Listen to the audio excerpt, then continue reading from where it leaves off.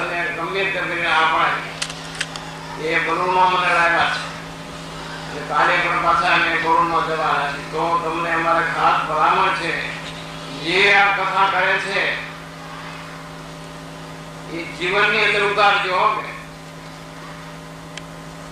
એ શબ્દ જો આપણને યાદ આવી ગયો કે આપણે ઋષિકેશ ગયા હતા, બાળકા બધાને હું ભલામણ કરું છું. આપણા જીવનમાં કઈ કુટીઓ હોય તે કુટીનો ત્યાગ કરી દેજો. આ તીર્થની અંદર ગંગાજીમાં ગયા એટલે પછી પાપ કરીને ભસ્મ થઈ જાય, પણ પછી કોઈ દિવસ સંકલ્પ નહીં કરવાનો. નિયમ નિષ્ઠને પકડી રાખજો. સ્વામિનારાયણ ભગવાન જેવા આપણને ભગવાન મળ્યા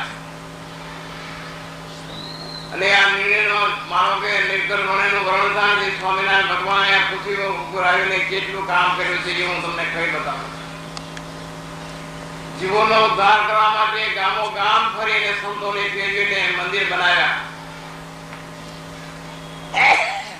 100 શિખરબદ્ધ મંદિર બનાવ્યા. એમાં સ્વામિનારાયણ ભગવાને પોતે મૂર્તિ પધરાવી. એ મૂર્તિના આપણે દર્શન કરીએ ત્યારે આપણા દિલમાં ખૂબ આનંદ થાય. પડદાની અંદર પોતાનું સ્વરૂપ પધરાવું. વિચાર કરો, રામ પ્રતાપભાઈ અમદાવાદથી આવતા ત્યારે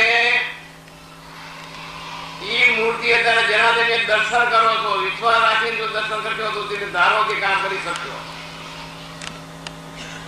ત્યારે ઈ મૂર્તિ બોલતી ગાવો, મોટા ભાઈ ઉતારા કરો.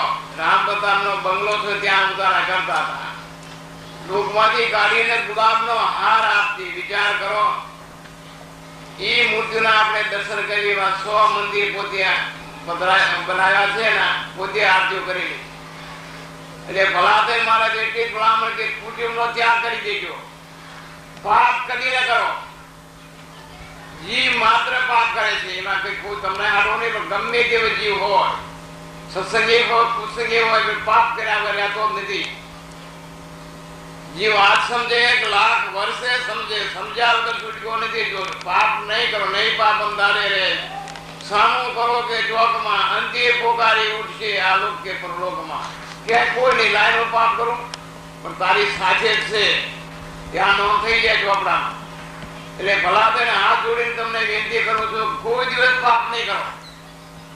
કથા સાંભળો, ગંગાજીમાં સ્નાન કરો. દેહ કાળ પડી ગયો તો હાથ પડી જાય. તમે જો મુક્ત મશો તો તમારા પડદા પણ સીધી રીતે ચાલશે. તમે જવડા રસ્તે જતા હો તો પછી પડદા રસ્તે જવાની છે.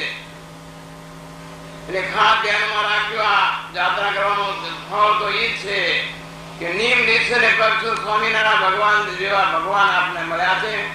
તો હું તમને વિનંતી કરું કે આજે અમે ઋષિકેશમાં એક કથા રાખી છે. તમારા સુરતની કથા છે. ત્યાં અમને બધું આમંત્રણ આપેલું તમારે આવવાનું. ઋષિકેશને ગયા હતા ત્યાં એટલા જ માણસ હતા, આનેથી ઓછા હતા. એટલે એને બધાને એને નિયમ આપ્યા. નિયમ આપવાનું કારણ શું કે તીર્થમાં જે નિયમ લેવી કાયમ આપણે યાદ કરી લે. એક સાધુએ આપણે નિયમ આપ્યું છે. એ સાચી મૂડી છે. 5 લાખ કમાવ, 10 લાખ કમાવ, 20 લાખ કમાવ, કરોડ કમાવ, એ તો નાશવંત છે ભાઈ. આ જે જપ કરો છો એ મૂડી સાચી છે. એ ક્યાં જમે થાય.